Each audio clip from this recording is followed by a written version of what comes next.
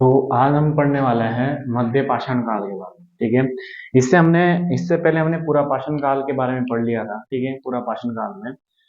और पूरा पाषाण काल में मैंने बताया था कि इसको तीन भागों में बांटा गया था। ठीक है, निम्न पूरा पाषाण काल, मध्य पूरा पाषाण काल और उच्च पूरा पाषाण काल। और दूसरी चीज मैंने ये बोला था कि वहां पर जो जीवन था उनका वो मक्कड़ जीवन था और कंदमूल वगैरह खाते थे। तो यहाँ पर मैंने ये भी बताया था उसमें कि इसमें फलक और कोर पत्थर का भी प्रयोग करते थे। वो चीज मैंने आपको बता दी कि कोर क्या होता है, फलक क्या है, ये आपको पता होगा। ठीक है। तो आज हम करने वाले हैं इसका दूसरा स्टेप, मध्य पाषाण काल। यानी कि याद रखना, इसको कहा जाता है तब मध्य पाषाण काल इसलिए कहा जाता है क्योंकि पूरा पाषाण काल और नव पाषाण के बीच का भाग है ये। ठीक है, तीन भागों में बांटा गया है ना, पूरा पाषाण काल, मध्य पाषाण काल, नव पाषाण काल, उसके बीच का। अगर इंग्लिश में बात करें तो कई बार इसको इंग्लिश में भी पूछा जाता है, तो मेसोलोथिक भी, आप मेजोलोथिक भी कह सकते हो, मेसोलोथिक भी बोलते हैं इसको इंग्लिश में। ठीक है, वो भी आप लिख सकते हैं, एज या जो भी लिखनी है आपने, मेसोलोथिक एज भी कहते हैं इसको कई बार।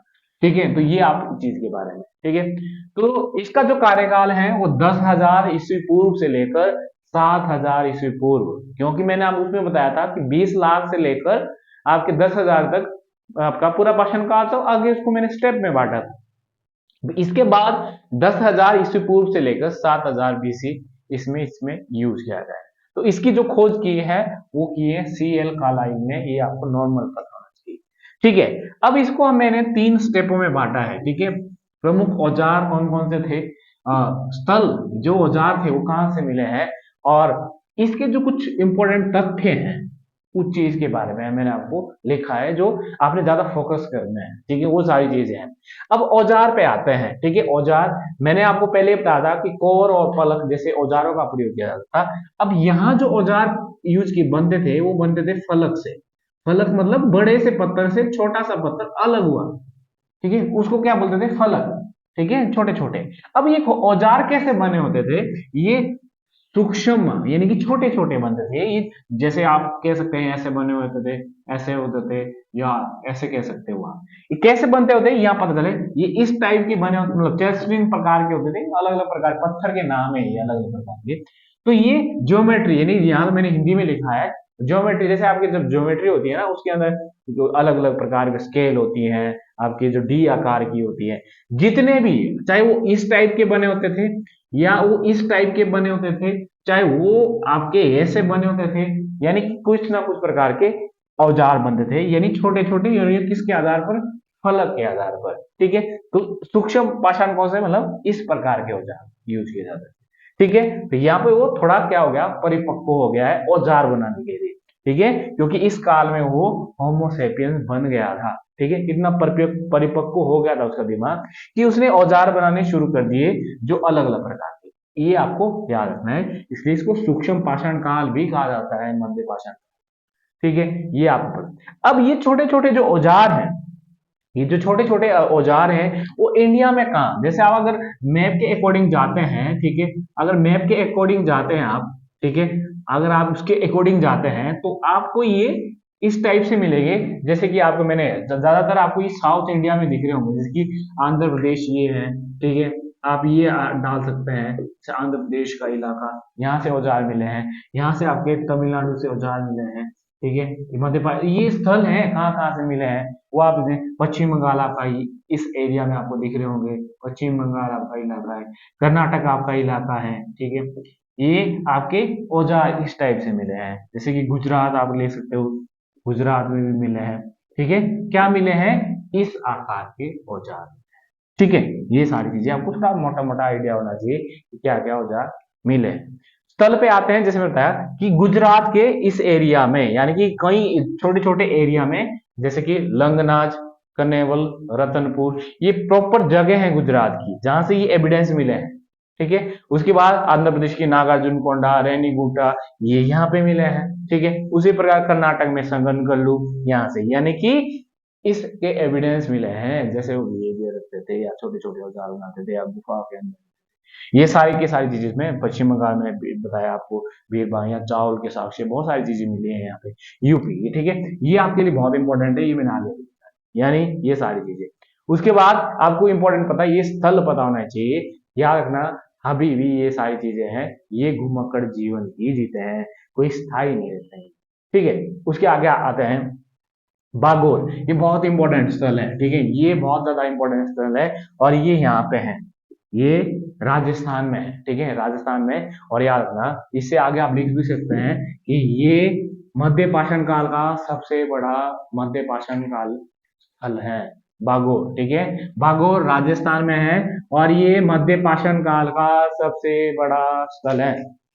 ये क्वेश्चन। दूसरा, आदमगढ़, ये बहुत ज्यादा इंपॉर्टेंट है। ठीक है, आदमगढ़ आपका एमपी में है। ठीक है, एमपी में है, क्योंकि यहाँ से कृषि के साक्ष्य भी मिलते हैं, पशुपालन के साक्ष्य मिलते हैं, इसलिए मध्य पाषाण काल में दो चीजें इंपॉर्टेंट याद रखनी है आपने, जो एग्जाम के पॉइंट ऑफ व्यू से दो चीजें आपको इंपॉर्टेंट पता होनी चाहिए। एक तो पशुपालन का आविष्कार हो गया था, इन्होंने पशुपालन सीख लिया था। ठीक है, दूसरा, इन्होंने छोटे छोटे औजार बनाने शुरू कर दिए, जिसको बोलते हैं सूक्ष्म पाषाण काल। ठीक है, इसलिए आपको दो पॉइंट आने बहुत जरूरी है। ठीक है, बहुत ही इंपॉर्टेंट है, दो पॉइंट आपको आने बहुत जरूरी है, इसलिए मैंने आपको बताया पशुपालन और सूक्ष्म पाषाण इसकी सबसे मेन बिहेवियर रही है। पशुपालन, जैसे आपको पता होगा कि इंसान के द्वारा पालतू जो जानवर बनाया गया है, वो क्या बनाया गया है, कुत्ता बनाया गया है। ठीक है, तो इसलिए यहाँ पे इन्होंने भेड़ बकरियां जो भी चीजें हैं वो जाननी शुरू कर दी थी। ठीक है, ये सारी चीजें उस समय, यानी कि पशुपालन का सबसे ज्यादा कहां से मिला है, आदमगढ़ एमपी, भागोर राजस्थान। ठीक है जी, ये चीजें आपको ये आनी चाहिए। ठीक है, तो आदमगढ़ से और एक चीज भी मिली है, वहां से 25,000, बहुत होते हैं 25,000 लघु पाषाण छोटे औजार मिले हैं।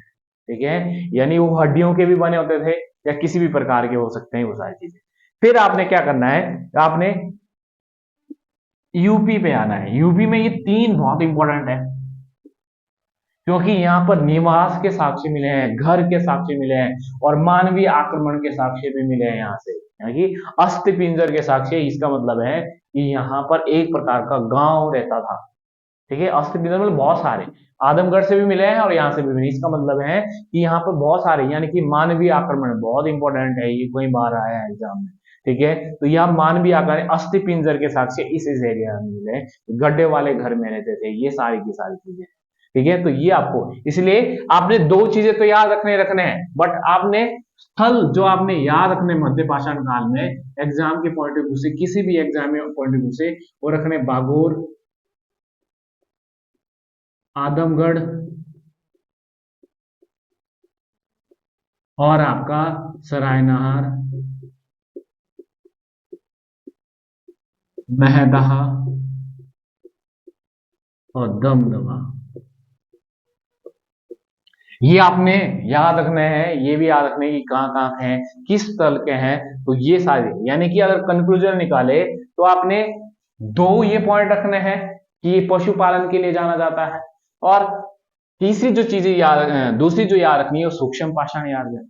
यहां तक इन्होंने औजार बनाने के धनुष बाण का भी प्रयोग कर लिया था, यानी ये जानवर को मारने के लिए धनुष बाण भी प्रयोग करते थे।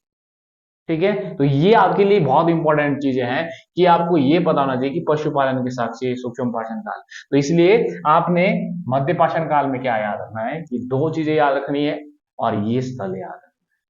बाकी तीसरी जो सबसे इंपॉर्टेंट याद रखनी है कि ये अभी भी घुमक्कड़ जीवन जीते थे, और ये छोटे छोटे औजार का प्रयोग करता था, जो मैंने आपको ये सारी चीजें बताई, और ये एक प्रकार का होमोसेपियंस मानव है। ठीक है, ये सारी चीजें हैं। अभी भी ये अग्नि भी नहीं जानता कि अग्नि कैसे यूज करनी है, ये कुछ भी नहीं जानता, ना एक जगह रहता है, ना ये कृषि जानता है, बट एक ही चीज जानता है, वो क्या जानता है, पशुपालन। ठीक है, पशुपालन जानता है वो अभी, और ये छोटे छोटे औजार उन्होंने बना दिए हैं, चाहे वो आपके जैसे इस आकार के हो, चाहे वो आपके हड्डियों से बने हुए हो, चाहे वो निवास रहना या किसी पर आक्रमण करना, ये सारी जगह। इसका मतलब ये हुआ कि जो मैंने कल आपको टॉपिक लिखवाया, वो पूरा पाषाण काल उतना मैच्योर नहीं था। ठीक है, नंबर वन। अब वो धीरे धीरे मैच्योर होने लग गया है, अब इंसान के तरह यूज करने लगा, अपना दिमाग भी और अपना रहन सहन भी। अपने साथी के लिए उन्होंने पशुपालन, चाहे कुत्ता हो चाहे बकरी हो, जो सारी चीजें रहनी सीख ली। ये पूरा पाषाण काल में नहीं थी, इस काल में ये सारी चीजें हुई है। अब ये पता कैसे चलता है हमें कि भाई ऐसा हुआ था, ऐसा हुआ था, तो उस वजह का कारण है स्थल। ठीक है, क्योंकि इससे यहां से एविडेंस मिले हैं ना हमें, इस सोर्स से हमें पता है कि ऐसा था। और ये सबसे इंपॉर्टेंट है कि बागोर, आदमगढ़, ये सबसे चीजें थी, पता था ना कि ये था। ठीक है, तो ये सारी चीजें हैं मध्य पाषाण काल। तो इसलिए दो टॉपिक मैंने आपको इंपॉर्टेंट दिखा दिए हैं, एक कल पूरा पाषाण काल, एक मध्य पाषाण। ठीक है, ऑब्वियसली बात, जब आप नव पाषाण काल में जाएंगे तो नव पाषाण काल में आपको अपने आप पता चल जाएगा कि अब वो स्थायी रहना शुरू कर देगा। स्थायी मतलब हमारी तरह शुरू कर देगा। ठीक है, अब ऐसा रहना शुरू कर देगा, अब वो पक्का ऐसा है जैसे हम हैं। अब कैसे कैसे चैनल आते हैं, क्या क्या एविडेंस होते हैं, इसके बारे में हम आगे पढ़ेंगे, जो अगला टॉपिक होगा। ठीक है, तो वो सारी चीजें हैं। आज के लिए इतना ही है आपके लिए। तो इतना आप जरूर याद रखें, आपने क्या रखना है। मैंने सारा कुछ तो लिखा ही दिया डिटेल में, इसकी विशेषताएं भी बता दी, बट मैंने ये भी बताया कि इसमें इंपॉर्टेंट क्या चीजें हैं एग्जाम में आने वाली। ठीक है, वो मैंने पॉइंट आपको बताए हैं कि क्या क्या चीजें याद रखनी है। मैंने ये भी बताया कि पूरा पाषाण काल में फर्क क्या था, और इस काल में क्या फर्क था, और आने वाले टाइम में क्या फर्क। ठीक है, तो ये आज के लिए आपके लिए इतना ही टॉपिक। ठीक है।